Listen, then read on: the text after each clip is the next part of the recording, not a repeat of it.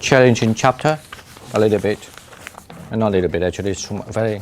It's good to the mind. No, because you have to understand, even when you study this, what is that, this Abhidhamma, Adasangha, the Pali Abhidhamma, that the dependent arising chapter even is not included in what we are going to have to retreat. Because it's as I say, there's always a dependent arising, especially in the Abhidhamma system. It's challenging, it's really challenging. Imagine that in the Pali, then you need to talk about 24 conditions, right? And then,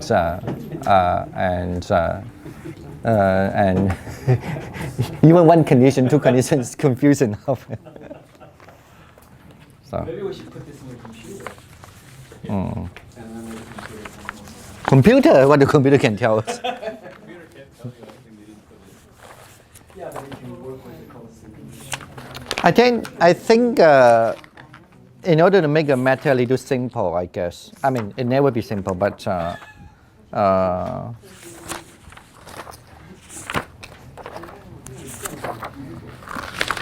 where is it?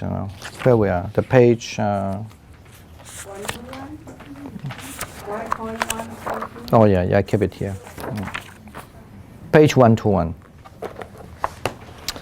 All right, I think maybe the best just to revise a little bit. How many conditions are they? How many? Anyway, how many? You know that on page 120.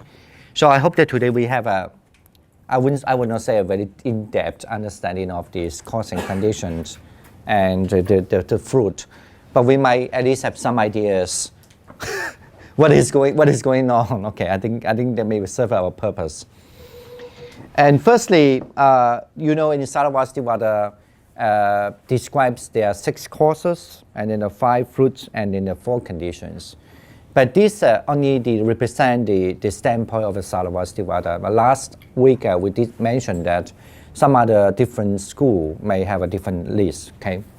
Anyway, firstly, we must have this similar idea, a very simple idea first. What are these 4 conditions? I think it might be a bit easier to start with the conditions first. What are these 4 conditions?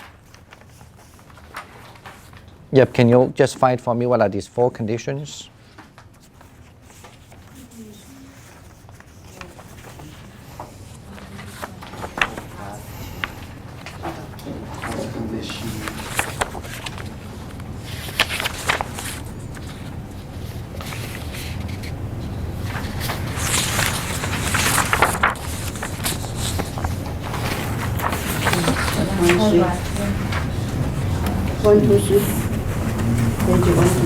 Okay. Look, yeah, I mean, if you don't know that, look at the page, the last one. I think let me see. The condition is mentioned in the 1.3. No.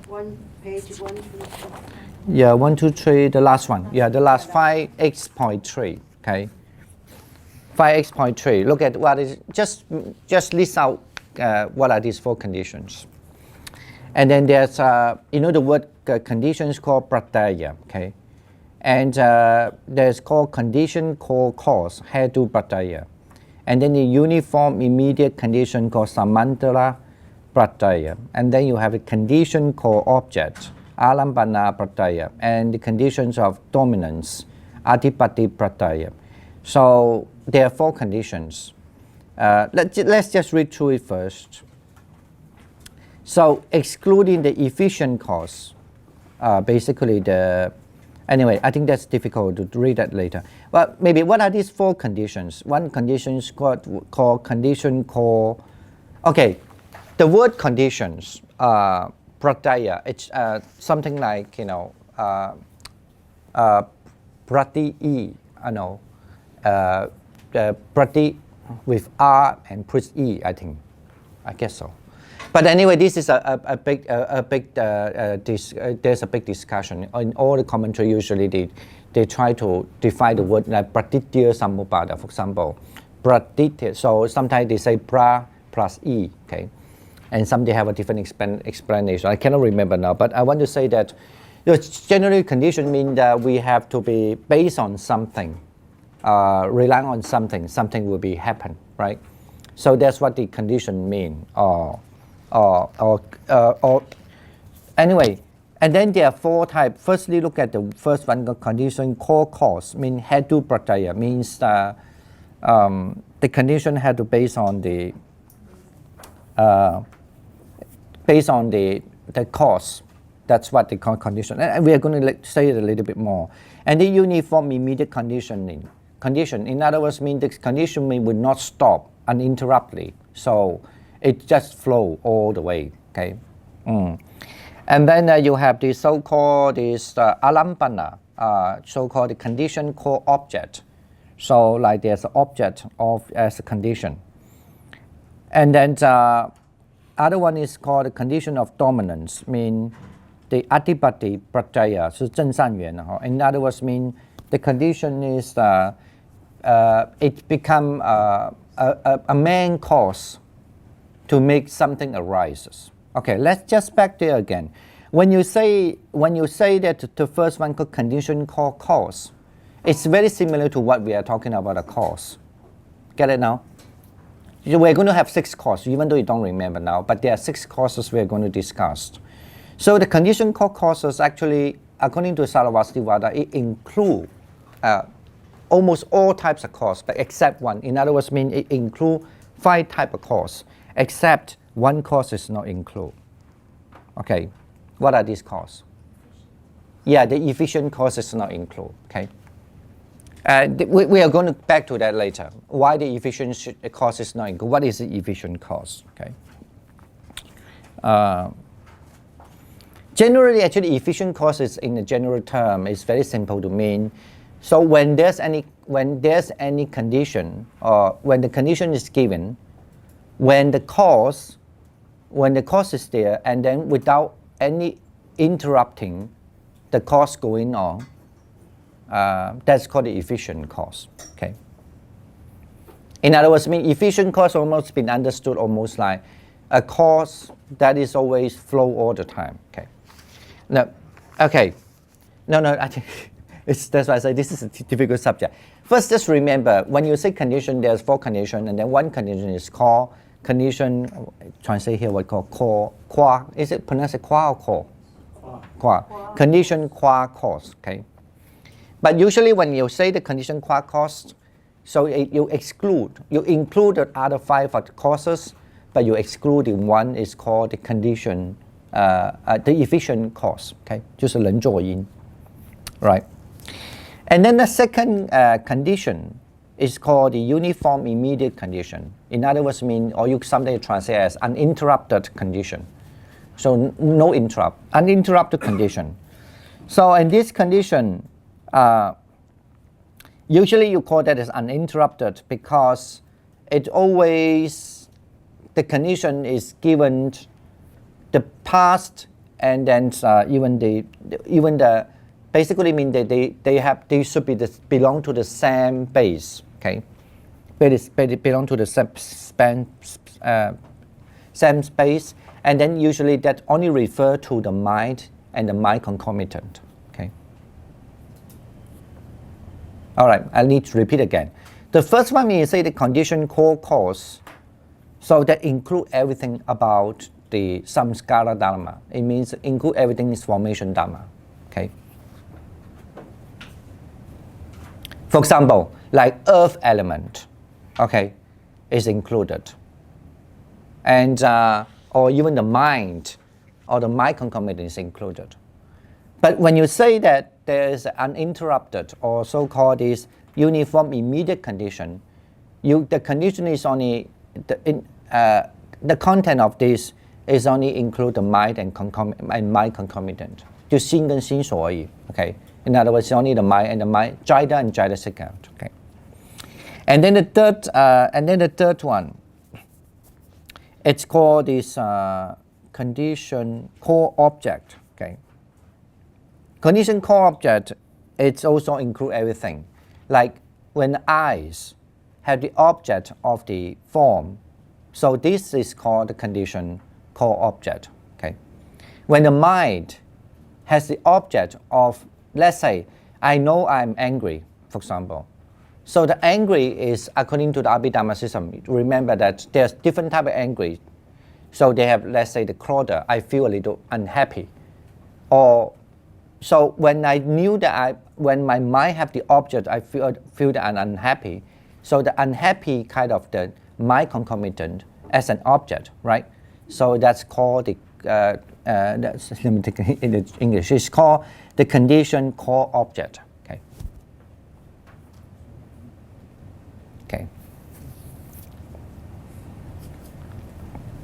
So that certainly include whatever that you're able to cognize, include your mind able to know anything.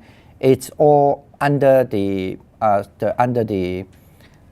system, I would say, the category of the condition called object. So alambana pratyaya. Okay. So anything the mind can be know is called the condition called object.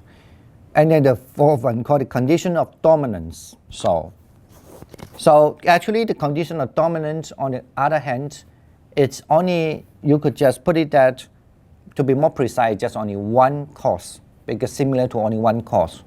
So that called the efficient cause. Okay. Hello. And it's also include every Dharma. Now let me just stop a while. You must firstly, when you understand, hello. No. It's that usually when you say this is when it is a condition of dominance, you can understand it in a way that it's the same as the condition called. Let me see, look at the term again. Condition called dominance. Okay, that's what we call adipati pratyaya. So this one actually is the same as, you can understand it as almost as the same as the efficient cause. Okay, 人作因. All right, now let's just rewrite this again. The first cause is called the first condition is called the condition called cause, right? Actually, you understand. If you don't understand it first, then you should understand the condition called cause is equal to the other 5 of the cause, except the efficient cause. Get it now? And the last one, what we call the condition called dominance. So you have to understand, if in a simple version now, just understand the last one, the so-called the cause of dominance. It's equivalent to the one that excluded, right? Just now, just mentioned. That means the efficient cause. Okay. No problem. Now, and in between, there's one more called uninterrupted condition. It's called uniform immediate condition. And this has been understood only always go with the mind and always just relate to the mind and the mind concomitant or mind association. Okay?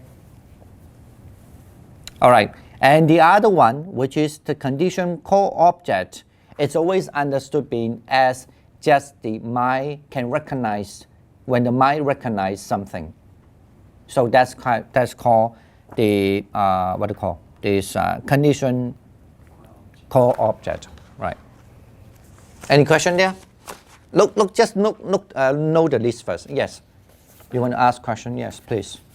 Don't ask too difficult one. No, I can't. So what's the reason? I kind of like understand why there's a cause and this condition, but then from the understanding from this paragraph, my mind confused again. So we separate the cause from the condition. Yeah, this is what he said, that we should read a passage about the cause and condition. I'm going to give it, actually there's a different idea here. I didn't thought we are going to discuss it, but I think it's fine.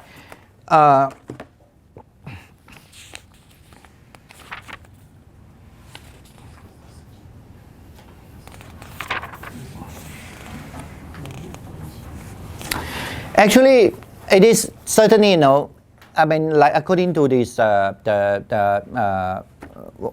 teacher Dharma they also from the book say that according to the Sutta Pitaka, or that means according to the sutra, okay, the text, the cause and the condition are no difference, and it's not mentioned they are different at all. Okay, I mean they don't mention in the two term, but I think. But however, there's a discussion among from Sarvastivada school that the cause and condition depends on. Sometimes some believe that, but we don't want to have the only answer. But some believe that when you talk about the condition, actually every list of the cause are included in the conditions. Okay, we just mentioned that already. However, some other school would believe that actually the conditions, every list of the cause are included in the condition. It's almost like depends on whether you take the priority, you think that condition is more important, or you think the cause is more important. Okay, maybe that's the simple answer. So here we are not going to have a very really a big debate. Now the thing it is.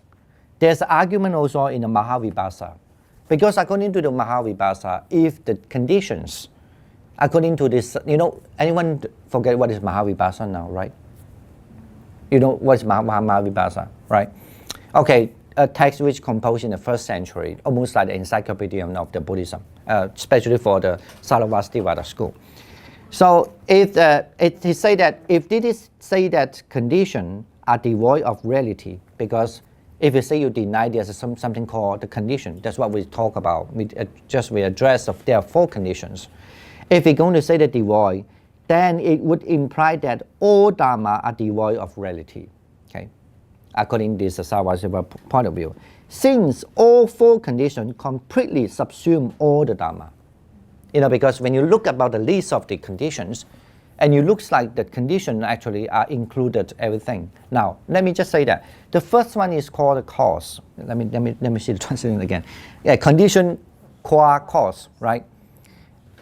Everything has the condition. I mean the condition, the qua cause, right? Almost everything. Okay, and then also when you say the second one, then your mind actually it's going to change from one step to another step, right? And then there has a way to flow through it. Okay, the way to flow through it is what we call the uninterrupted, also called what do you translate again? No, universal. No. A uniform immediate, uniform immediate condition. So and then nobody denied that. Everything that it have a kind of incessant kind of flow through from one Dharma to another Dharma. So, and then the third one, and also you have this condition of dominance called adipati. And also, I'm going to talk the fourth one first, the condition of dominance, because but you must believe that there's a condition that who take part first. Okay, for example, maybe I know it's a little. Sorry.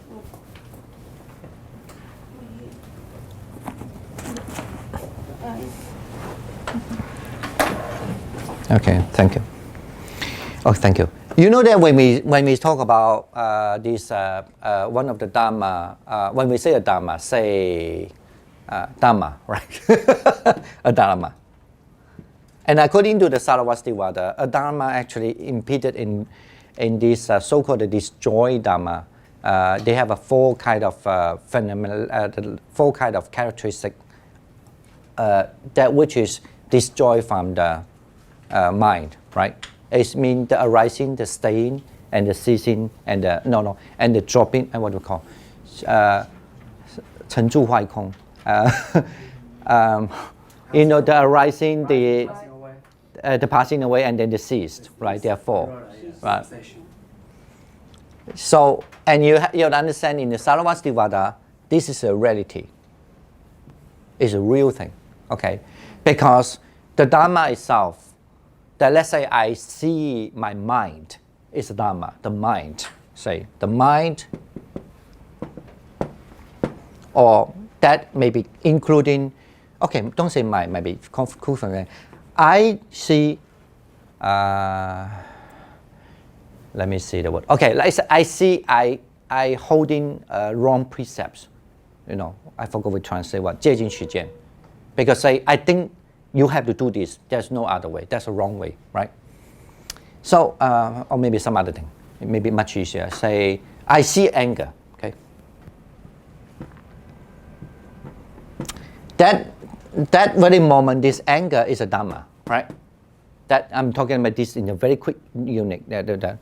And this anger to the Buddhism, this is called the mind. This is include. This is understood as a mind concomitant, right? Or mind association. Now, and however, this itself, the Dharma, is real to our Sarvastivada. And it's real actually even in the past and even in the future. Okay? Okay, so, but now let me just finish that statement first. But I don't mean this, all school agree this, but we are studying Sarvastivada now. So it's real in the past and in the future. And why is real in the past and the future? Because the very same unit, they must have a kind of intrinsic nature there. That's what we call dravyat in Sanskrit. In Chinese, sometimes we translate 自体 or just 体. Okay. In other words, because every time when you look at this anger, it has to be the same. You know it's anger, but it's not. It's anger, but it's not delusion, and it's not jealousy. It is not the pride. It's not the conceit, right? So that's why the anger itself, just like when you say there's a vase, you look at the vase or the vase, depending how you pronounce the word, you know it's a vase, but you will not say this is a chair, right? When you look at the chair, you don't say this is a table. You will say this is a chair, because the chair had the intrinsic nature. Okay? Okay, that's how the Sarvastivada understand. The same thing. Now, let me see. Okay, then this is what we call, they have this kind of, not the swabhava, don't misunderstand, not the Nagarjuna say thinking, it's dravyat. It means they have this, the chairness, okay, something the nature of the chair, the chairness here. So all conditioned things have an intrinsic value. Let me finish. I think I forget. I'm afraid then later I will maybe get into. I forget what I want to say. Now we understand this now, because this is very important. Okay. Now if you understand this already, then this is called the Dharma, right? And in this Dharma, it's also been understood that this Dharma, the anger itself, have the in the future, in the past is the same. Okay. And this one actually, they also have this. A characteristic of what? The arising, right? And then you have this static, I think, and then stay in, you could say. And then you have this passing, decaying, thank you, decaying, and then the ceased. Right, and this is is not belong to the mind, right? But it's a formation Dharma. Get it now? Why it's not belong to the mind? If it belong to the mind, then when the mind ceases, it should be ceased. Okay, it shouldn't be. You get it now? This is Sarvastivada understanding. So, and every unit of the Dharma will have this characteristic there. Okay. Get it now? Now, we come to the cause now. So, when I able to aware, say that I'm looking, say the eyes. Of course, it's not eyes, my mind. I don't know how to write it. Okay. Big mind. Okay. The mind means you're able to cognize it, aware it, right? When I aware this anger, so of course you know you're aware, but I'm talking about the cause and condition now. So when you aware the anger, the moment when you aware the anger, when you very well know about this cause and condition and all this formula, then the awareness of the anger is what kind of cause? Hmm? No. No, I didn't. I shouldn't use the cause. What kind of the conditions? Sorry, we're still in the condition, 4 conditions. The awareness. I want to make you aware of something. What kind of conditions? Huh? Yes, the Alambana. Condition called objects. Yeah, somebody did say that. Okay. 就是手缘境, right? When my mind aware the anger, it is mean the condition called object. Okay, that's translation. And also, now the second thing, and why? Because it's always mind and mind and no. And the second one, which is this is because my awareing an object, and what kind of cause are they? I mean, what kind of condition are they? Let me choose the name again. Do you remember that? The next one? So you mean you're talking about causes or condition? What condition we already said is Alambana condition? Yeah, the first one is Alambana condition, and then the other one?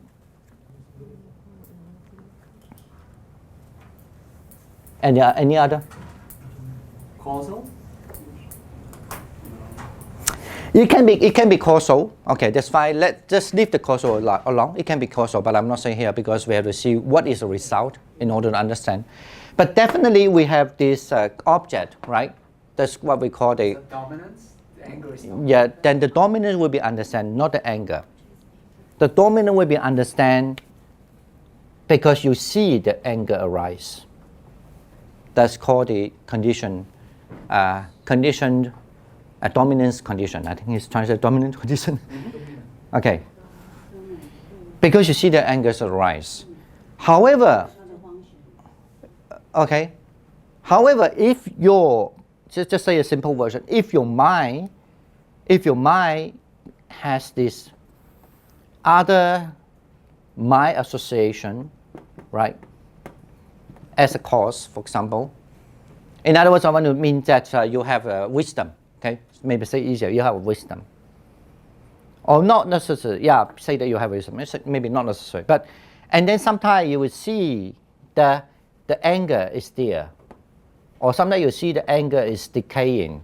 But of course, I mean, when you have to Buddhism, that when you thoroughly have this, can able to see the Dharma as really is, then you will see the cause as a ceased.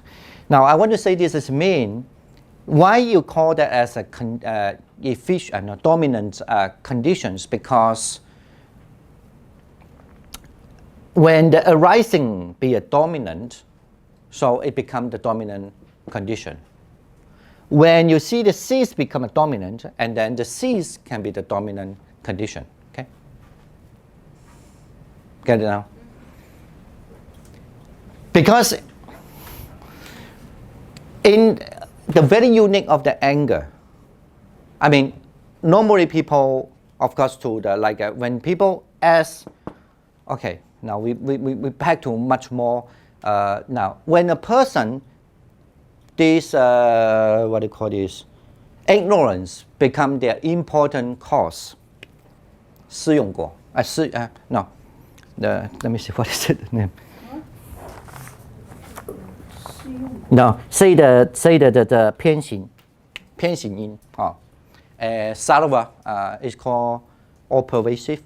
Well, I need to find the translation again. Let me see. Universal? Universal, yes, universal. Universal cause. Let's say, because when the people have this, when they have, I thought it's a cat here.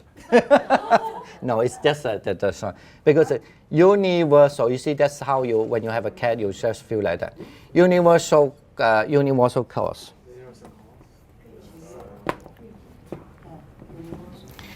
The universal cause is always referred to 11 kind of these. Mostly referred to the 11 kinds of these unwholesome thing, like the attached to the body. I mean attached to the mind and the body. And then have the wrong view, and then and then also have the hook up with the wrong view again, the 见取见, you know, and so on, right? So 11, I'm going to say that maybe later what are they. But in other words, I mean bad thing, okay? Which is say that you don't understand this body is not really your, for example. Just say in the simple version. This is belong to the universal cause. When this is as a universal cause, in other words, mean you have what? In other words, mean you also have this ignorance, right? Or maybe put it easier to say, simple version ignorance. But to the Abhidharma, it's not just ignorance. Let's say, I see anger because I still attach, that moment I still attach to I, right? Or I still anger is because that moment I still attach to my view of the person because I didn't understand impermanence. People change every moment, right? I didn't get that. So I still anger. So this as a universal cause, at that right moment, the universal cause with my perceiving of the anger. So I only see the Dharma as a condition arising. I don't see it ceased. Okay? Get it now? And I can be, let me look at the name again. I can be, what else? There are 6 causes here. I can be called, say that called homogeneous cause. Okay, I can be called existent cause. And then, in other words, I can be these things together, universal cause there. And also, however, I mean, actually, maybe what I want to say is that if my coexistent cause is when I was in jhana, for example, I know this is a little confusing, coexistence cause.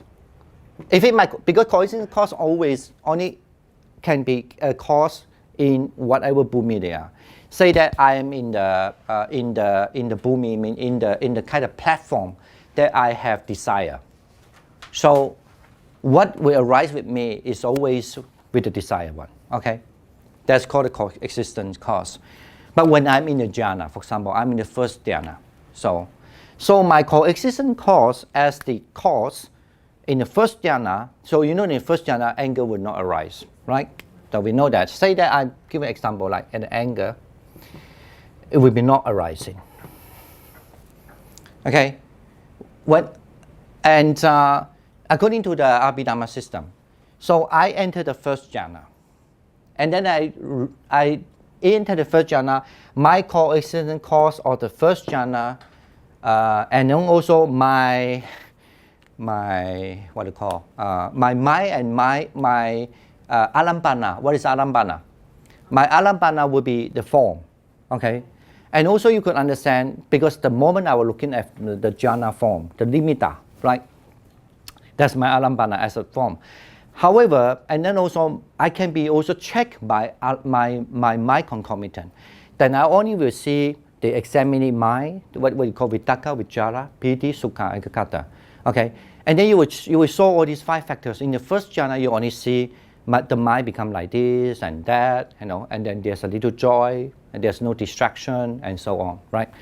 And then that is what understand as the conditions of the alambana. Anyone get it? The picture now? Condition of the object. Huh? Yeah. Okay. Sorry, I forgot that I was speaking Sanskrit. So the condition co-object, right? Okay. When I'm in first jhana, I can be the object will be my nimitta. So I don't know that moment and only seeing the nimitta. So my co-object is only the nimitta.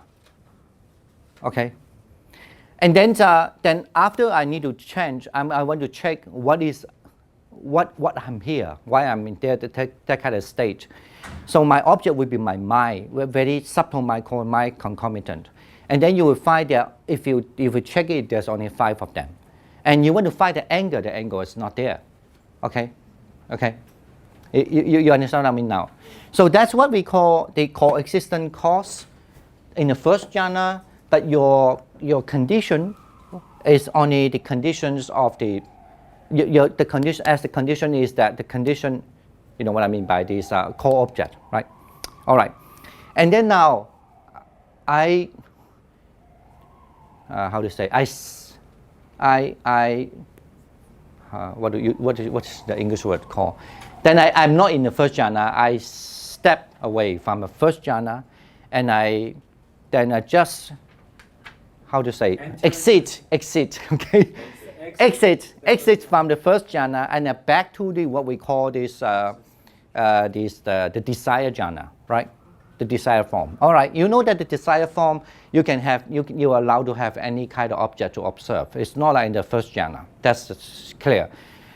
This is our language. Now, if you want to put in the language of so-called the cause and condition, and the condition and the cause, and then the language will be, and then when I'm out here, say that I'm out, my object will be the desire form. Okay, the desire form as a core exists cause, and then a homogeneous cause. The homogeneous causes mean anything, anyway. Maybe, I mean, there's a little confused between the two. Maybe say this way first. When I come back to I have the coexist cause. The coexist cause is in relation to this desire room. In other words, I could think about something anger. Okay, but in first jhana you cannot do that. Then I think about something anger. So that's why if I think something about anger, so the anger become a homogeneous cause to me. Okay. In other words, mean when you're in the first jhana, the homogeneous cause can never be arise. Anger, not in the first jhana. So that's why there is no homogeneous cause for the first jhana and the first and the anger. Okay. But can be different, right? You're just talking about anger. Yeah, you can have. I just talk about anger now. But however, when you're back to the desire form, so you still have the anger, because you deliberately use your mind to arise the anger with what? With the coexist or the homogeneous or coexist, basically maybe say, kind of the mind mean like a wisdom, for example. When I have the wisdom mind, I look at this anger again, and maybe I don't see the arising. Okay, for example, maybe I only see the cease of the anger, because you know usually when you have first jhana power and you want to think anger, normally when you think about that people, you get angry already, right? But when you have the first jhana power and then you're back to the normal state, but that carry with the power, and we know that theory, we don't have to discuss that anymore. You carry with the power, and you think about the anger, and you see the anger arise, and then it drop, arise and drop, arise and drop. But because the anger become very weak, okay, as a force, kind of like as a force, become very weak. So that's time say that you don't see the cease, maybe you see the decay. They just drop, they just drop, they just drop. Okay, and then if you're able to just observing because of wisdom arises, and you could see they just cease, they just cease, they just cease. You don't see, in other words, you don't see the anger like this, arise and drop, but you will see drop, drop, drop. Now, when the moment you only see the drop, drop, drop, where's my pen? So it means that this become the adipati, you know, pachaya. It means that pachaya. It means that you become efficient. You call efficient? No, not efficient. Dominant conditions. Okay. All right. Now, but Saravastivadi will say that, according to the text we study, Saravastivadi school will say that that's why the condition, because they list out the condition in such a way, and they list out the cause and just we explained 2 already, or maybe 3 already, there another way, right? So that's why the condition, and then the condition, and the condition has to be the real one. Otherwise, you cannot explain why you only see the ceasing of the Dharma, and why people normal people don't see the cease of Dharma and state of Dharma and decay of Dharma. Normally people don't. Normally our habit, we only see, let's say when a person go in, you only see the people go in. It's called arising, arising, arising, arising, arising, arising, arising, arising, arising. Because your condition of the dominance condition become always seen the only that. And not because of that. It's also why you always see this only arising and rising, the people going. But why you don't see when the people have to go one to other place has to be cease first and then arise. Why didn't you see that? Because your universal cause is become very strong there. Okay? All right. And okay, when the universal cause will be cast away, okay, and then maybe something with you, because at that time you might be seeing the person is not just arising, but you only see the person. You don't see the person like a hand. You don't see the hand goes, but you only see the hands disappear. I'm not talking about the imaging. So like you only see it only disappear, right? So that means your dominance condition in disappear as a cause, as a condition. But your cause, it's can be homogeneous, can be coexist, but they're definitely not universal. If it disappear anyway. But beside that, I mean, there's too much detail. But at least beside this, so far you must understand in Sarvastivada school, it has to understand that should be a real Dharma. Okay. Okay. The condition as a real Dharma and the cause as a real Dharma. Okay. And of course, because of that, then we're going to produce a fruit. So let's say if you see the rising, then you can and also basically if you are also believing that, and you put a lot of effort in understanding how they arise, how this person from here to go other place, then it could be because due to what kind of cause, and then it produce what kind of fruit. Okay. All right. I mean, get some sense of it at least. Okay. All right. So my question is then. Yes. So other schools don't consider that as a kind of existing because it's passing away. They don't consider that as a real existence. If it not exist, according to Sarah, I'm not here to say. I'm saying, what are those? What are the other views that's different from this one? No. I mean. That's. No, the other view actually is believed in that it's passed away because by your influence it's past. No, you had to base on the present to know your past. Right. That's other view. But now, forget about other way. We are studying Sarvastivada now. No, but I'm interested because you keep saying that in this tradition, Sarvastivada, that's what makes it very specifically. Sometimes I need to shift my mind because sometimes the party views. Right, no, I understand. So that's why I'm just questioning, like, the other schools, then the ceasing might not be, or the passing away is just passing away, but they don't think that actually exists in the past or in the future. That's true. Is that what the views are? Okay, but that's the difference. Let's say if it's just for me to kind of know the difference. It's good you put this question. Now let me just presume that I'm a Sarvastivada Vaibhasika school. And I am sort of a Pali. Yeah, so either or Mahasangika. Actually, Mahasangika, the Pali, and then also this the Sautrantika maybe have a same position on that. Then I will ask you, but how do you know your past? Answer me. To someone, I mean, how do you know yesterday you were angry? I mean, how do you know me now? When you think about yesterday you were angry, how do you know yesterday you were angry? It's the memory, recollection. No, I'm saying that you must be believing that there is something that you could. Right. Your mind could exist because then I can sort of remember that. Okay. Something is real. Right. Something is real. Right. Just like, how do you know this? Yesterday you say, oh, I went to a museum. I saw something very strange looking chair. And it passed already. But I still can ask you a question firstly. How do you know that it's a chair, right? And then especially the chair is gone already, right, supposedly. Yeah. But how you can still relate that it's a chair? And even interestingly, if you think about tomorrow I'm going to see the chair, right, which look very strange. When you say that tomorrow I'm going to see the chair which look very strange, but how your mind instantaneously telling me that there is a chair of the nature there. Even you didn't go, tomorrow you're going.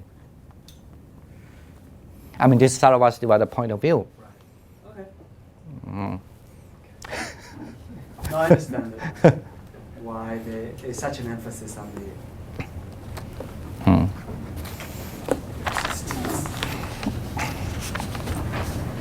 All right.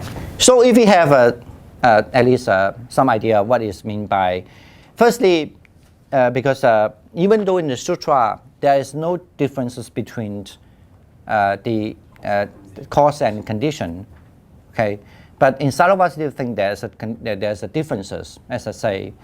But of course they have the system there already. They just want to posit their position that they are the four causes there. They explain those things to you, and then the four conditions there, they can explain the thing to you. And then there are the six causes going to talk, because the six causes usually is more related to the result. I mean the fruit, right? So, or maybe I don't know, because I actually this is a very big subject, difficult subject. I didn't even have time to look at really many things yet, but I suspect might be I hope that they might say something. This is my understanding on it so far, is that if I explain it, I may always say, actually you could understand as a 10, okay? But but even though they're 10, but some they work together. So, but then we want to separate two. One is called the condition, and the other one is called the cause, because when you say the cause, it refers to the fruit. So, okay, that's the Sarvastivada language. If I want to stand there, stand on their side. Okay. Yes. Yeah. I have a question about how the Dhammas are relating to the cause and condition. So, imagine I'm sitting in meditation and at some point my attention is pulled to my leg and I think pain is there. So that might be arising, or maybe it's already staying and I missed the rising and I notice this thing. And then at some point I notice it going away, decaying. Is that the same Dhamma, or is that now a different Dhamma? It's a different Dhamma. Because it's the pain is there, but it's a different kind of pain. It has a different sort of course, the pain. The first moment when you notice the pain, and then the second moment when you notice the pain, according to the Abhidharma system, certainly is different. And suppose I sit there and I notice pain, but then for whatever reason I sort of forget about it. The forget about is also a kind of Dhamma. So that the pain is not really there if I don't notice it, and yes. then my mind comes back and a different Dhamma arises of, say, decaying, or I just notice, oh, it's going away.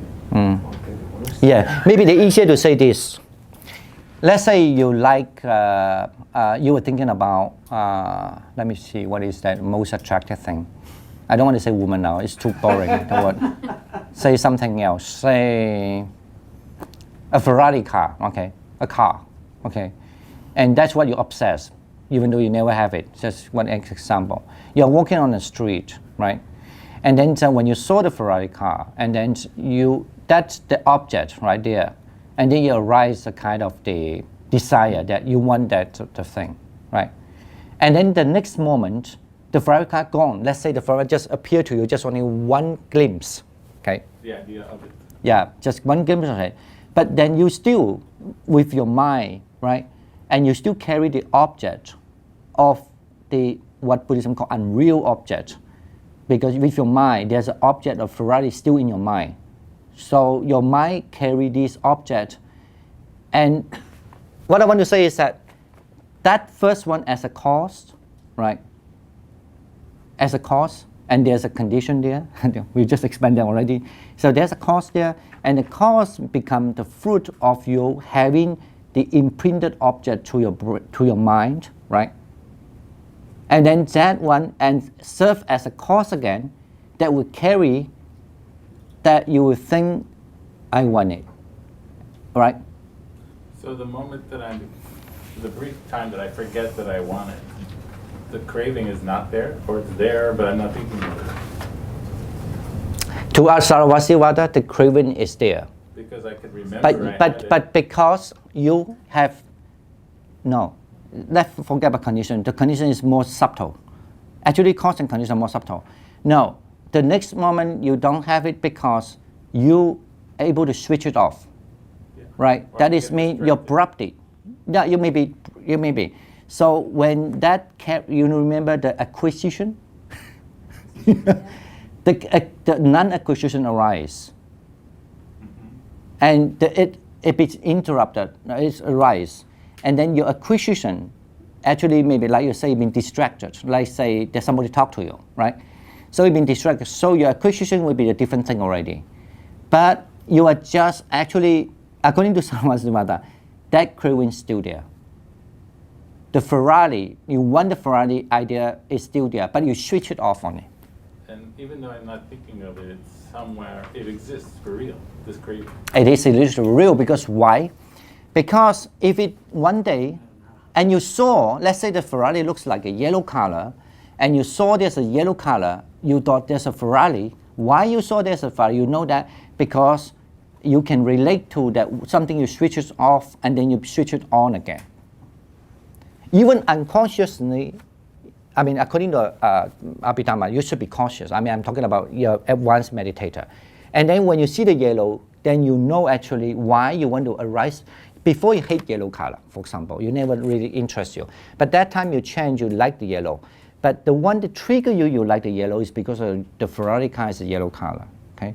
And that's why you switch it on again. And then this become acquisition again and carry with the craving. Because I always thought in the Abhidharma view, there was not really a true subconscious.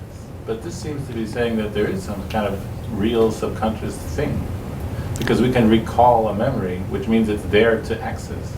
I cannot tell you about what is subconscious in the psychology and what in Abhidharma also we don't have the term called subconscious. Right. No, I cannot even tell you whether we are talking the same thing.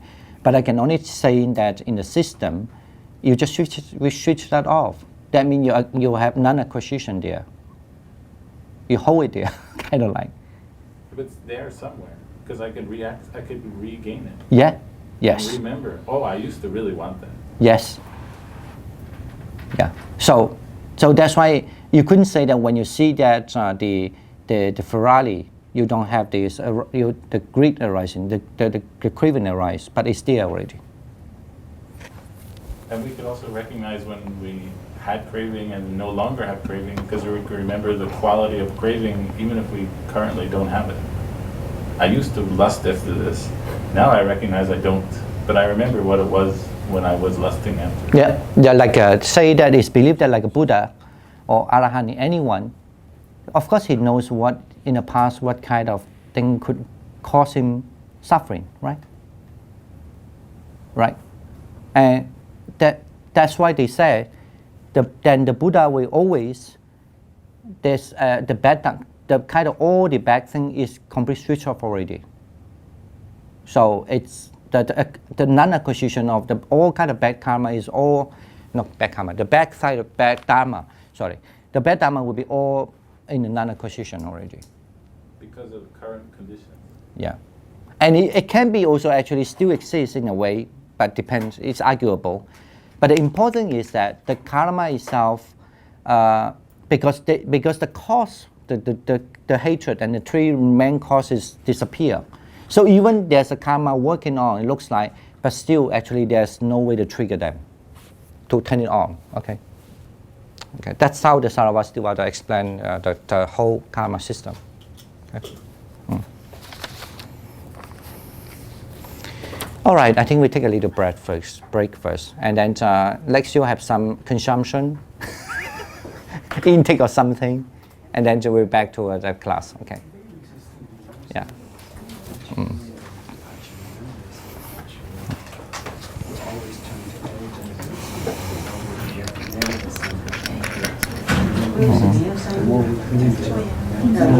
Say that it's very common, especially when people do meditation. They have learned this before, and they might have more clear idea. Even if you don't, just imagine. Say that we know that the elements as a body, like the four Greek elements, the material. Now let's look at our material. Say that you are the very moment you are checking, there's a hardness on the body. Right? People when they sit and meditate, they feel the hardness.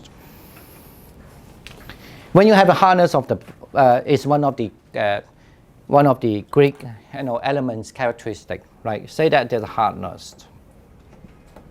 And then this is actually represent as the earth, the characteristic of earth element. So, however, when you're doing that time, you do know that there were 6 kind of causes in a way, according to the Sarvastiva Abhidharma, and there are 3 kind of causes not there. Say that, then you will know. So there's no way that 3 kind of causes will be there. One is called the universal cause, because whenever you talk about the universal cause, you talk about the defilements. These elements have nothing to do with the defilements. The defilement is always with the mind, right?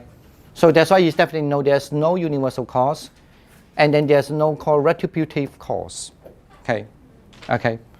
And then also you don't have the conjoint. Conjoint here means because conjoint cause it always refer to the mind and the mind and then mind and the mind concomitant. So and then there's no retribution because there's no result from the very moment of the hardness element. Okay, but you do have the coexistent and homogeneous, for example, because. Because the hardness itself is a coexistent, okay, as a cause. That's why from the earth, that's why hardness. And then you will have the homogeneous, because the previous hardness, the previous earth element can change it to become the hardness or the softness, okay. So I mean, generally mean this is other terms, maybe easier to say this way. But you definitely know there's no universal cause on that earth element right away. Okay. Now, but maybe a question, no, I do, because I feel pain. Then there's another question. In other words, at that time, the very moment you will just observe the hardness, that very right moment, there is no any way to make you to have the fruit, but there's only one fruit can produce. There's 2. As 2 kind of cause, the coexistent cause and homogeneous cause only can produce one kind of the fruit called Purusha Pala. That generally means, let me look at the translation again. It's called many, or how to pronounce it, ripe fruit? Many fruit. 试用果. Yeah. Yeah, right? Yeah. Why? Because it's just many action, many fruit, it just only serves as the result from anything forcefully, okay? Basically, like a man force something to do something, right? That's why I call it many fruit. So that's how they understand. So let's say I see the hardness, and then again I see the hardness. If you want to, the moment when you see the hardness, that time, let's say I always see the hardness, when my mind become practice not only about the elements, but I'm just practicing the dependent arising or the cause and conditions, and then you don't see you see the hardness, but actually you're aware this is hardness produce hardness, and the hardness come from earth element. You get it now? When you say the hardness come from hardness, mean coexistence, and then the hardness come from the earth element, and also you also at the same time you understand the water would not produce the earth element, but the water will produce only like a sticky cohesion. So that's why you understand there's a homogeneous kind of Dharma exists there, okay, as an element. And this thing you get the result that you understand as a hardness because it's forcefully produced the result. Okay, that's what it means. So you see the cause and effect just only observing the very moment of the earth element. But you are not checking the earth element, but you're checking that as a cause is what kind of cause are there and what kind of result are there. And you could also find that there is no such this kind of result in the earth element. I mean, this kind of as a cause in the earth element. Yes, and then what happened when you see the earth, the next moment, say that you arise hatred, you don't like it, unpleasant feelings.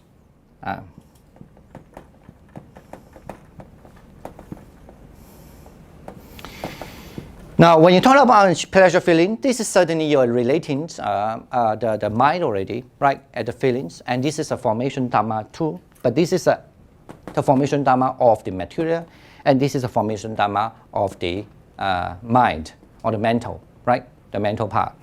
And the unpleasant feelings arise as a feelings, say that there's a feelings, as a feelings. Is it must to be a unpleasant feeling? Could be a pleasant feeling as well, right? It's just no matter. I'll just give an example. Usually people don't like hardness. The commander. Like I mean, especially when they do meditation, they don't like it. When they feel hard, they think it's bad, right? So, but if they're doing the gym, they like it. Oh, very hard, very strong, right? This is a condition. And that's why I say, don't worry. You sit there, you feel pain, you feel hard, that's fine, you know. But they cannot release that mind. They're attached to it, right? Now, when you have unpleasant feelings, according to this Abhidharma system, so because that time you won't just have one feeling of unpleasant. You must have the so-called the different mind qualities there, right? That's what we learned as the mind concomitant. Or actually, you might have different views because you're attached to the body, whatever. Anyway, bad thing there. So if that comes to you, and then this universal cause will be arise. When I say arise, actually it means the universal cause is there. Okay, and this universal cause, with this retribution would not arise. The conjoin also arise. Okay, because the conjoin with the mind and mind concomitant, and then your homogeneous can be arise too, because there are different kind of the mind associated with them. You also know is there, and then you also know the coexisting mind is also there, but only no retribution. So these four kind of thing will be arising as a cause. I mean, you can check it as a cause, and it produces the fruit. Okay. But definitely the fruit is not a non-retribution. Just 我们讲, definitely it's not. Then you might be, the fruit can be still the same, can be many fruit, I think, but usually it's not. But it can be mostly, let me check it. I mean, it can be, generally, I think it's very commonly, it would be like, then you have this kind of, because what we call, let me check the name again. The new goal is what it's called. It's the emission fruit, outflow fruit. Because when you have this bad thing with you, you usually come with the next moment you feel unhappy again. Because the quality of something here cause you to have the result of unhappy. Okay? So that's why then you will have the result of unhappy. Okay? That's what we call the new means the emission fruit will arise. Now, the question actually to most of people is because when you are not practice the dependent arising, you don't see this. You only see earth element, hardness, and softness, and water. And then maybe later on you know this is water, it's not earth, and this is earth, it's not water, and it's earth, it's not fire, it's not wind, it's not what, right? This is how you become very, very understand the Dharma so well in relation to the material, okay? That's only the element. But when you know the cause and condition, that means you practice, remember the step. Usually when you practice meditation, I mean this is a very advanced stage. Means in earlier time you know the characteristic of the earth element, remember? And you also know what is not belong to this characteristic of the earth element. And then you also know every moment when you observe the earth element, what kind of mind arise, right? And this moment it can be happy, like you say, hardness, happy. The next moment you can be not happy, right? So then that means then you start to understand the material earth element, what is not belong to the earth element.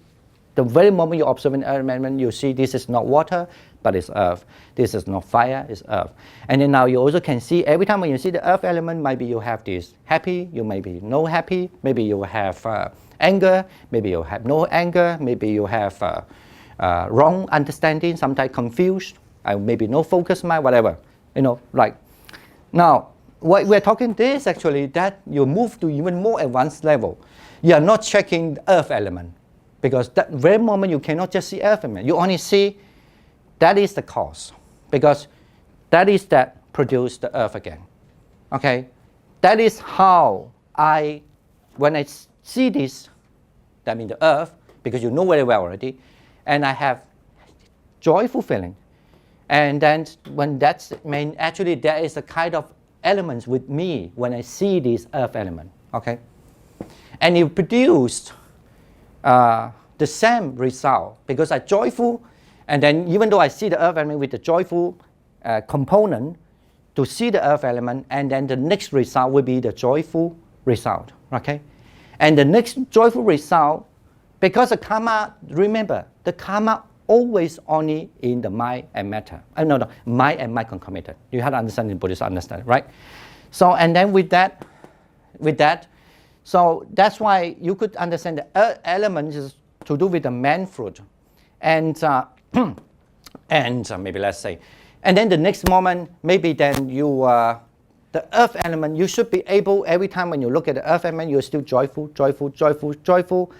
But then, sometimes the very quick moment, you are not observing the earth element, but your mind will shift to, let's say, the teacher said something. Say, earth is bad, okay? Then you remember bad, okay? Earth is bad. So when the mind you shift to that, and then your cause you will be called this, you're still universal, and the conjoined cause is there. And then the result will be what we call, let me see the tongue. This atipala, the fruit of dominance. That changed should be the happy feeling. So okay, so it changed that become 真善果, but that would move you to become a kind of different fruit. That means unhappy. Okay, and then when your mind do not aware this unhappy, when you're obsessed with that, so you still stay with this thing, and then you still produce what kind of fruit? The same, immanent fruit. Go on. Unless that result change, the result can change, also can become when it change also the cause, right? When the result change and that itself also changing the cause, and then it will become another. Otherwise, you will be thinking, oh, bad. All right. So and then that's why then even though you observe the earth again, you feel this is bad. So you feel sad, right? Okay. Now I want to say that time you don't observe the earth, the very moment. You don't observe the mind. You only observe the cause and the effect and the condition.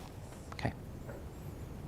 Sometimes you may have a language, you may not, but you know the cause change makes you have a change, the different result. And the result change makes you change your cause. Okay. Because the result can serve as a cause for about observing. Okay, that's easier. I'm so happy. we solved that little problem now. So, 风水啊 Oh, I don't know that.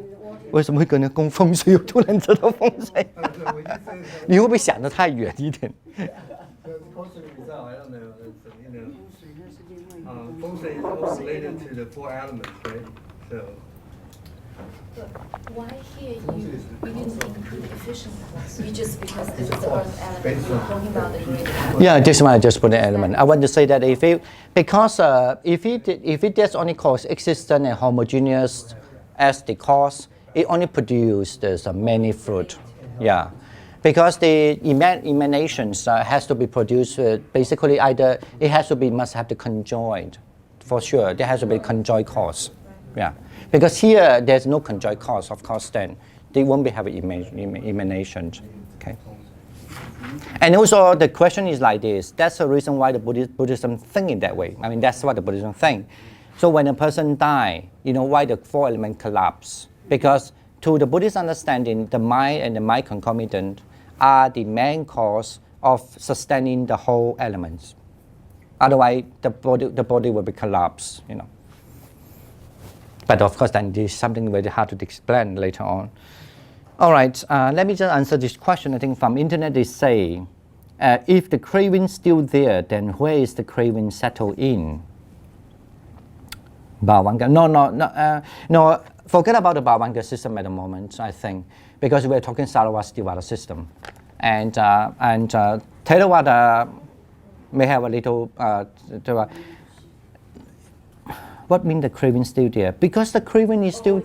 Arising. The craving is always there. Yeah, that's what I'm saying. Craving is also it's a causing Where is the right? craving settling in? What does it mean? Where is it physically? Where is it? I think that's what the question is asking. If it's not a current thing, where is it? No, it's a causing condition. Because there's something arising, right? So you have to cause it. Nothing is permanent. The craving is not permanent either. No. That is not the way. Because to Sarvastivada, the craving is always there. It's because it's always there. That's why you can be easy trigger with the craving. So and then when you say the craving here, the tanha, it's the mula as a base, as a root, like a tree. You have the root there. If the root is not completely roofed out, the root is always there. But to Sarvastivada, the craving, it's always definitely has to go with the mind, the sixth consciousness. Okay, if that's the answer. That always have to in the sixth consciousness, in the mind. So that's why, even though the mind change all the time, but then... It's two different ways. If the craving is always there, it's not been triggered, right? You're Latent. on the survey you look fine, right? Once it's a causal condition triggered, it got, you can see, other people can see it. It's on the surface now, right? So yeah, I mean, this, when you say cause and condition, to be more precise, you could say, like just now I said, so when you see a Ferrari, right? So as then the cause, as the condition, like what they call the alambana conditions, the object, called object. right. It's true, but his question is not about that. His question is where is it? Where it's setting in. But I would say actually to setting in the consciousness. Okay. So to Buddhism definitely would not think that the craving is setting in, let's say, in the earth element. It's not. It would not actually in our elements here. But now when you are materialistic, for example, now there might be a little difference between the science, perhaps, and then what the Buddhist understanding of a person that composed of the mind and the matter. The matter definitely influences your mind, but the craving is not settling in it's not high in the material. Okay? But it always flow with the consciousness. So it's born with it. Yeah. It's born with it. And then, but you have to understand also the consciousness. The problem is that I think that's have much to do with the people understand what, at least to the Stravakayana, understand what consciousness is. The consciousness, even though as a function is served as recognizing a thing, but the consciousness also can, in a very what you call loose language, you could say, also serve as a life, right?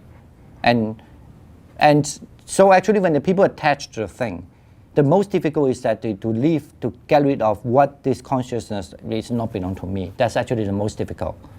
I mean, to them, not to believe that this earth element, water element, whatever, is not belong to me, may be easier. I mean, relatively. But you attach to what I see this earth as I, that's the most difficult. Now, but anyway, literally you could say, I mean, loosely you could say, the consciousness also serves as a person that changing all the time. Okay, and then the craving. So the three kind of what we call the poison is always rooted there, and then there's a discussion. So even though when the people were born in the heavens, that they don't have anger, so I mean like we have the three poisons mean the hatred, right? And it should not be arise. It's not arise, but to Buddhist understanding, the way to formulate it, that the hatred still rooted there, but it's just no object for them to be arise, like you say. But that's how it is. But it's not, and also I don't think even in Pali would say that in the Bhavanga, no. But you could say in the process, But then this is the reason why later on that's how the Sarvastivada believe that there is something that's called some entity called the craving. It exists in the Dharma throughout all times. Okay. In order to explain that it's all the time it can be exist, unless when somebody attains Buddhahood, that you can produce karma, but you don't produce. You may produce a karma I mean like actions, but you don't produce these kind of three things, and then and it would not, it never operated. So, okay, but then this actually the very similar idea is being borrowed by the Yogacara school, but then the Yogacara school want to separate the understanding of the consciousness that can aware the thing to what they can store the karma. Okay, that's what they have Alayana Vijnana. But actually in Sarvastivada, it's kind of like they put it all in the all six consciousness. But in the Yogacara school, and then they put the eight consciousness, Alaya Vijnana, as the kind of like metaphysic kind of consciousness, which is you can only feel it, but you cannot see it.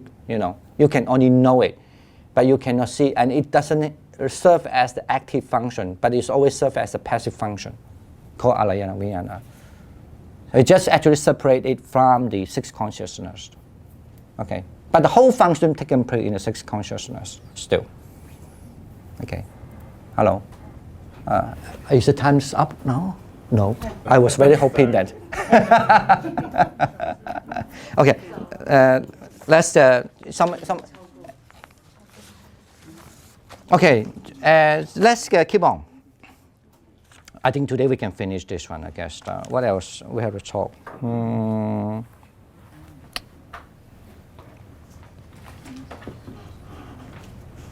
And then, okay, the one that was just like a coexistent and homogeneous as a cause, it's always only been understood not in the past, but always in the present. Okay? In other words, I mean the homogeneous and then the coexistent. Like I said that when you know this is earth, or when you know this is the mind, is a mind. When you know this is not a mind, it's not a mind. When you know this is not the earth, it's not the earth, and so on. Or you know that this is when there's an earth there must be something like water will be there and everything will be there. Or you know that when this is an earth but it's not a whatever, when you know that when this exists, something will accompany with them, right? So, and then this is called homogeneous. And all this must be understood only in the present time. Okay. It doesn't function that we understand in the past and the future time, but it also in the present times. But there's only that's the one kind of the cause called is what it is.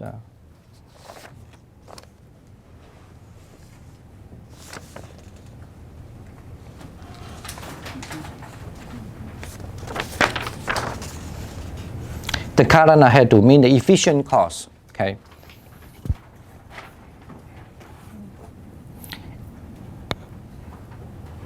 Well, generally means, let's say, when I observe the earth, right, and I know that there's a water element there, and that all water element have has something to do with the earth. I mean, in other words, maybe influence the earth or whatever. So that kind of what we call this efficient, so that it can be always been understood the cause and in three times, mean the future and the past and in the present. Let me give an example.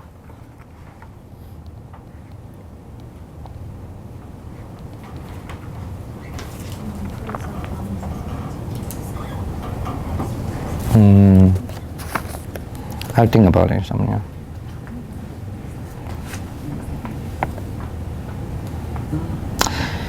I think it's like, let's say now I know the result of the earth arise is because of no water, get it, for example. Then that means in the past cause is the water might be disappearing or whatever. But I want to say that I want to mention this. Mean you just understand this is a kind of called the efficient cause because there's something still keep on going, but you still can understand that through your past also, right? It's not in the present, but in the past it's like that. And the same thing even you can understand it through the future, that the future will do the same way. So that's why it's called the efficient cause. Actually, in other words, efficient cause being understanding is almost like if it's not talking something directly to the object you're observing, but anything that relate to them is called efficient cause. Okay. Hello? Because any object, when you're looking in the right moment, it either is the coexistent cause or either it can be homogeneous cause.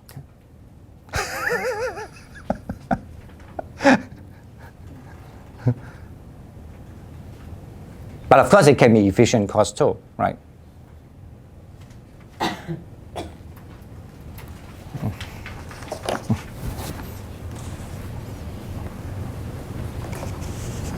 Now, I think maybe for the fruit, there are 5 fruits, okay? Can you just, I think you maybe feel sleepy. Tell me what are these 5 fruits? Yeah, many is one. Efficiency is another one. Dominance is another one. Retribution is another one. I know that. Disconnect. Okay. In this kind of 5 kind of fruits, which kind of fruit it's never produced by the what we're talking the 6 causes? Disconnection. Yeah, disconnection. Because the disconnection fruit, sometimes we put it here, just want to explain the Buddha, and to explain the Buddha, and it explains the Arahant. Okay. I mean that it might be not necessarily for people other, but it's just so. In other words, that you could say that the Buddha and the Arahant always just only have the result. If there's a kind of fruit, the result is on disconnection fruit, because it's always disconnect from this hatred, the craving, and ignorance. So. And but actually, to literally, it say that this is what we are going to learn in the next chapter. That means that he always stay in the asamskruta Dharma, I mean unconditional Dharma. Okay.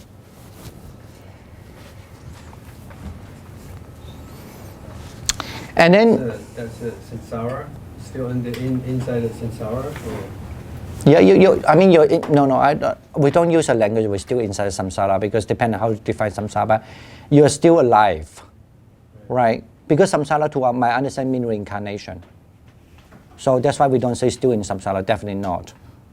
You're talking about Nagarjuna now. It's not Sarvasivana understanding. So no.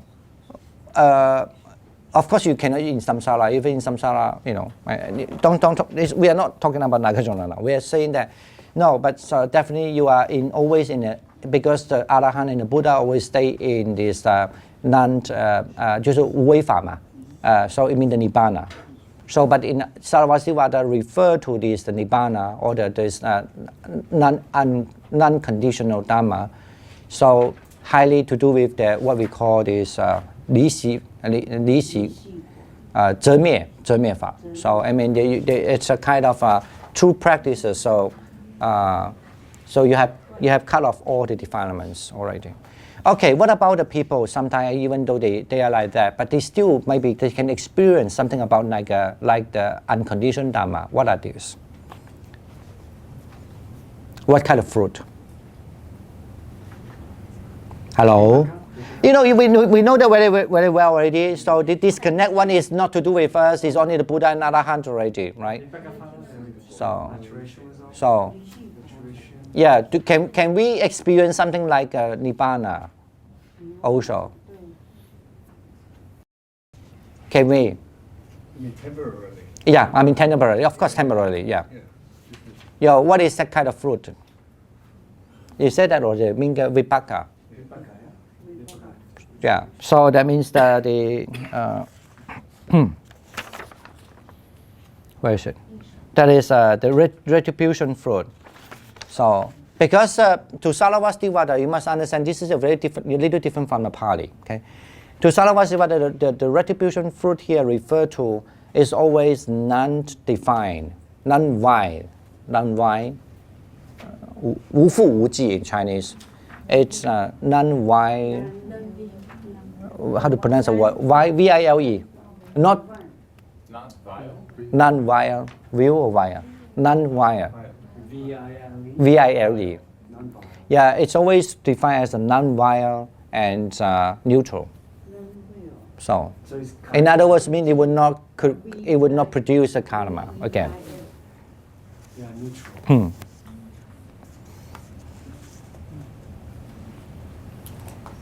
no true root causes. Because they're weak, pure Dhamma. I'm not bound to these. And what is kind of the fruit? It's called fruit of the dominance, predominance result. Chinese called 真善果. Let's say fruit is easy to talk because fruit is something that you can see really right now. Always what you see is fruit. Okay. So what's the cause of that? No. Yeah. What are they? Give me some example. Like what kind of fruit that is to Buddhism understand as the dominance fruit? Material side is very easy actually. The mental side may be more subtle.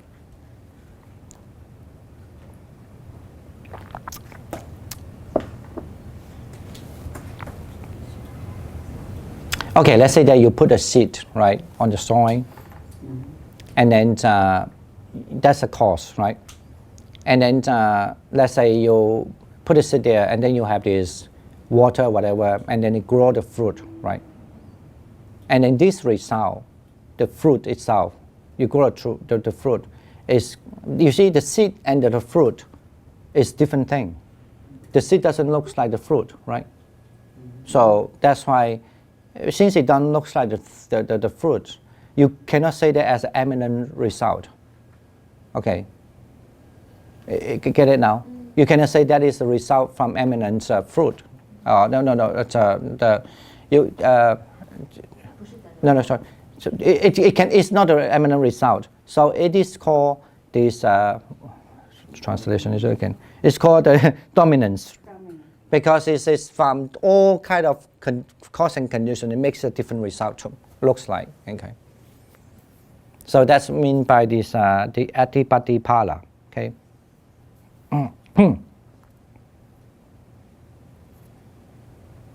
And then when you say the emanation fruit, right? Remember when you say the emanation fruit to Buddhism, it always refers to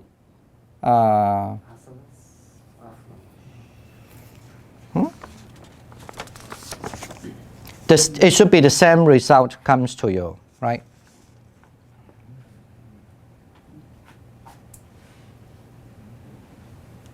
Equal flow. Consistent consequence. Let's say you're in first jhana, and then you see you are in first jhana. It's in the same result. Say that again? You are in the first jhana, and then you see that you have first jhana, right? You don't do that like you're in the first jhana, and then you see you have the second jhana. It cannot be. So that kind of result, what it should be, and the same thing will be there, is called this emanation. It's called emanation. Emanation result. So when you're in first jhana, you will see you're in the first jhana. Okay. Can you give an example of the human action or manly fruit? 适用果. Yeah, it's It says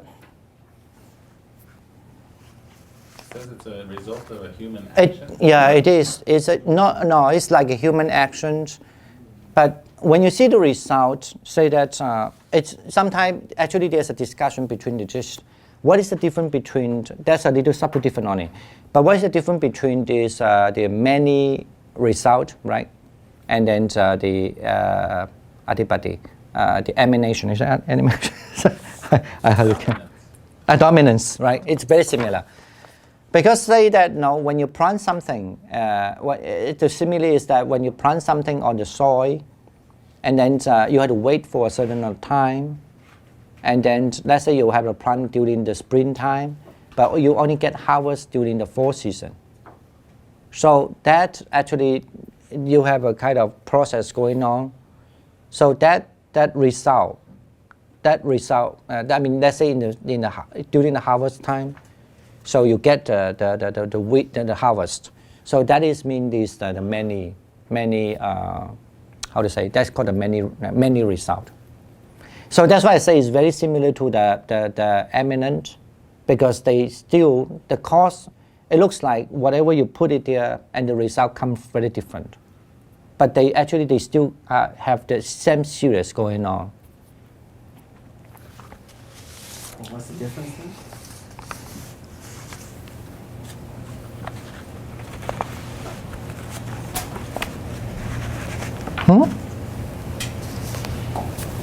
What is the difference?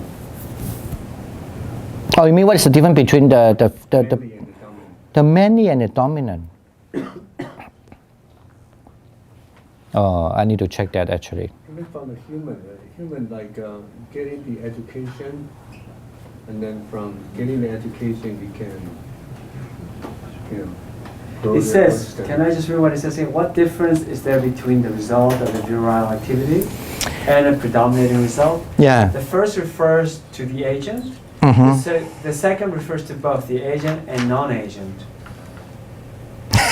For example, a creative thing is a result of the virile activity and the predominating result of the artisan who created it.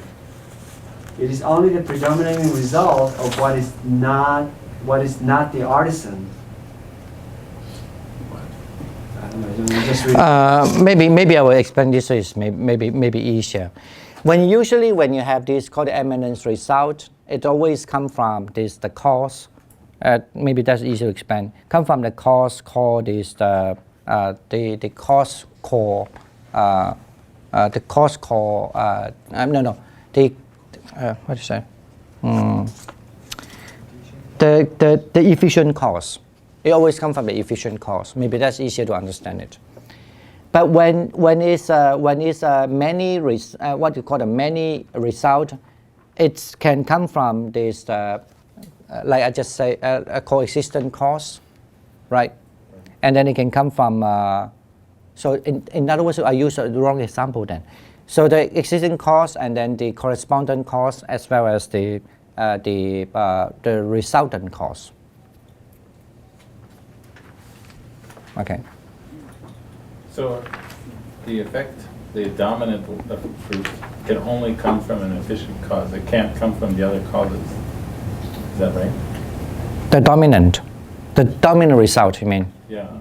Yeah, no, actually no. But you must understand. Usually, when you talk the dominant result, also the cause is called the efficient cause, right? But efficient cause almost include everything. Yeah, But maybe it's the most generic type of fruit. yeah, It's almost include everything, every cause. includes the whole universe as the fruit of the Yeah, economy. it's almost include every kind of cause. But you could say that the many results are more restricted. Okay. They are because they only restricted either they are from the cause of the what we call the vipaka. I mean the resultant cause, or can be this coexistent cause, and what is the other one? And the correspondence. Okay. Okay. But I know it's just like every maybe I need to say this way. Even though that when you study this cause and effect, there are so many names, and you have to firstly understand what is the nature of it, right? And then only when you understand the nature of it, so you started to know there's what is this cause for, and what it doesn't work, what it works. But those are the names. But generally, I think they want to explain something that. Let me see. When a person perceives a thing, I mean, especially say the very clearly in meditation, I think that, as I say, in the cause and effect, it always in different schools have many different cause and effect to understand. But I think you want to explain when you talk about a cause and effect, there's a condition, almost like conditions serve as the object. Okay, to Sarvastivada. Not only an object, but there something is not necessarily have to be object. Okay, so it can be served from like there's no stopping, for example, and then that's one thing. And the condition and the cause are very similar, or you could say they're the same. They're very similar, but they have a different purpose. I mean, the purpose is, I think that's how the Sarvastivada want to say. The both they still consider as a real thing. Okay. You put a different name, And then these 6 causes, just want to tell you that some causes, why they give a different kind of result, which is don't seem like the same result. Like, let's say I plant the seed, why it grow up an apple, but not grow up the seed, right? So, and that's they have to understand that also true. And why my mind sometimes when I have the anger, but then the anger can when my mind have the anger as the cause, and how come the result will be changed after sometime it's not anger, but it can be something else. It's because in between there's another cause and effect interfere of it. When those cause and interfere of it, and it change that result or what I think that is. So okay, when I'm not very clear to see my cause and effect, basically. So of course then the system are so complicated. They have many names to describe every of each. That, I mean, when you meditate, of course, you are not going to count, oh, this is what cause, oh, that is what cause, and this is that, what, no. Unless you really well knowing the system so well. You know, like people knowing the same thing, like when you meditate, you don't say, I mean, you do. I mean, maybe put it this way, I don't mean that you cannot do that at all. You definitely, like people you know, like when people generally in meditation, you say, now I like Ferrari. No, today I'm angry. Today I like yellow color, because, and you treat the cause. The cause is because I saw the Ferrari, yellow color Ferrari in the past, right? Okay, so then you know the cause and effect. But this Ferrari, this yellow color is not Ferrari. But then I still like the yellow color. What is the cause? I mean, then you know that it is the kind of same result there, and then anything that to do with the yellow color, then you will like it again, right? So you know there's something going on. But if you want to analyze it in terms of the language, what we are learning, so you could say that is the cause, the yellow color become the cause, you know, because that time I have the similar kind of mind. That the craving and blah, blah, blah, blah, blah, there are many components, and those, when I saw the Ferrari, have a similar components there.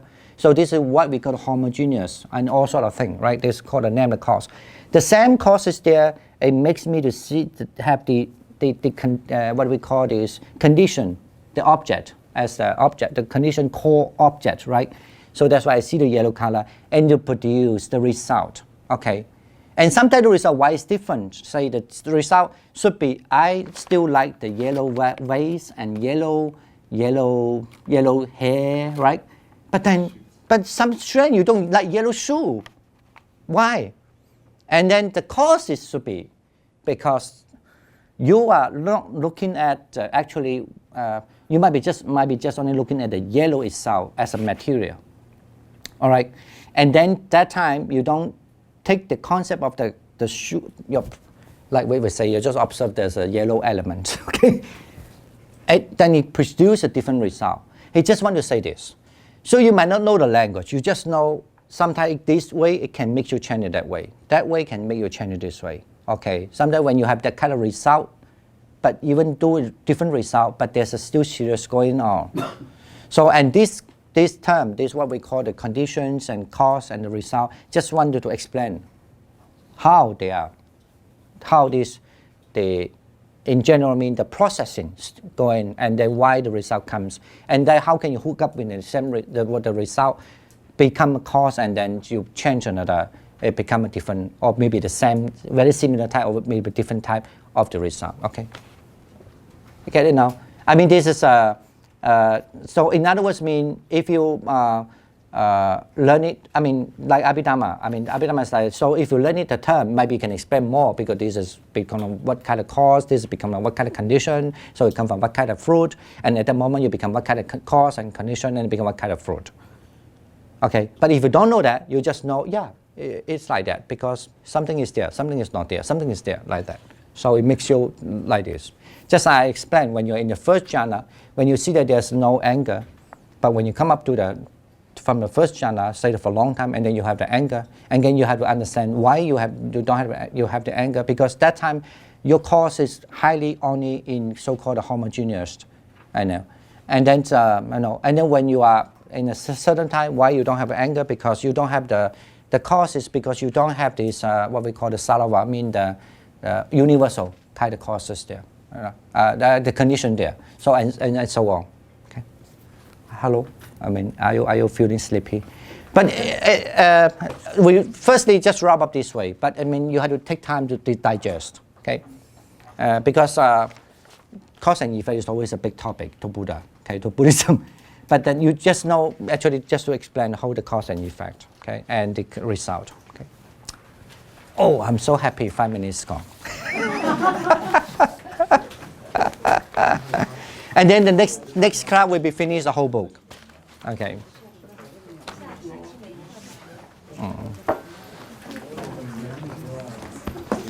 No. Yeah. Can you just pass that